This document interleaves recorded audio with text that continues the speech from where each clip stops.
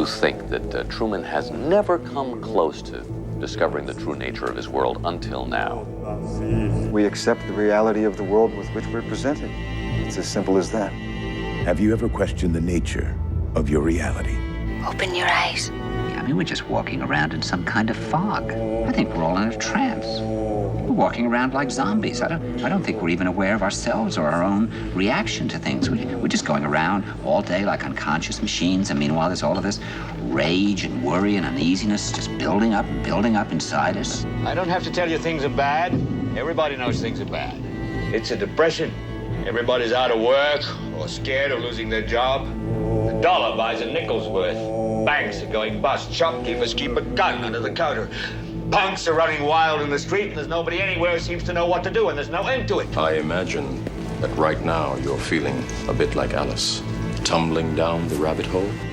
I can see it in your eyes. You have the look of a man who accepts what he sees because he is expecting to wake up.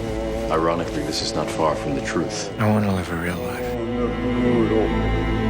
I don't want to dream any longer. I think it's because if we allowed ourselves to see what we do every day, we might just find it too nauseating. I mean, the way we treat other people. I mean, every day, several times a day, I walk into my apartment building. The doorman calls me Mr. Gregory, and I call him Jimmy. Already, what's the difference between that and the southern plantation owner who's got slaves? See, I think that an act of murder is committed in that moment when I walk into that building. Because here's a dignified, intelligent man, a man of my own age. And when I call him Jimmy, then he becomes a child, and I'm an adult because I can buy my way into the building. We know the air is unfit to breathe, and our food is unfit to eat. We sit watching our TVs while some local newscaster tells us that today we had 15 homicides and 63 violent crimes, as if that's the way it's supposed to be. We know things are bad, worse than bad. They're crazy. It's like everything everywhere is going crazy, so we don't go out anymore. We sit in the house, and slowly the world we're living in is getting smaller, and all we say is, please, at least leave us alone in our living rooms. Let me have my toaster and my TV and my steel-belted radios, and I won't say anything. Just leave us alone. Well, I'm not going to leave you alone. I want you to get mad. A civilization which leaves so many of its citizens unsatisfied and drives them into revolt neither has nor deserves the prospect of a lasting existence. Let me tell you why you're here. You're here because you know something. What you know you can't explain, but you feel it. You felt it your entire life, that there's something wrong with the world. You don't know what it is, but it's there, like a splinter in your mind, driving you mad. It is this feeling that has brought you to me. Do you know what I'm talking about? The Matrix. Do you want to know what it is?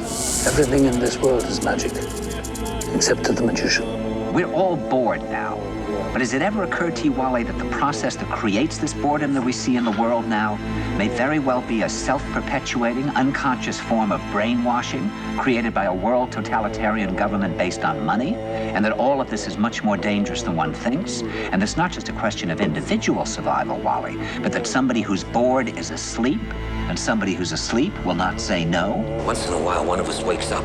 It's not supposed to happen, but it does. Dreams, they feel real while we're in them, right? It's only when we wake up that we realize something was actually strange. I don't want you to protest. I don't want you to riot. I don't want you to write to your congressman because I wouldn't know what to tell you to write. I don't know what to do about the depression and the inflation and the Russians and the crime in the street. All I know is that first, you've got to get mad.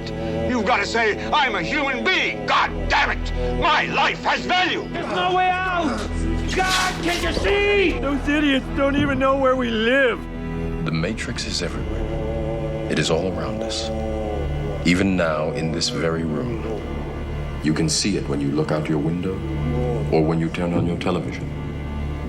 You can feel it when you go to work, when you go to church, when you pay your taxes. It is the world that has been pulled over your eyes to blind you from the truth. What truth? It's a nightmare! That you are a slave, Neo. Like everyone else, you were born into bondage, born into a prison that you cannot smell or taste or touch. A prison for your mind. Unfortunately, no one can be told what the Matrix is. You have to see it for yourself. Shattering the grand illusion. It is real. They're moving in herds. They do move in herds. Pay no attention to that man behind the curtain.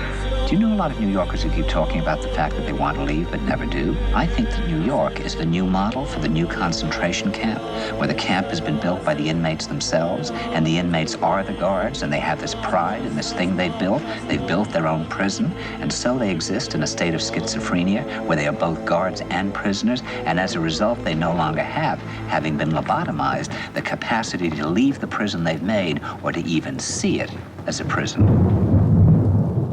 Or to even see it as a prison.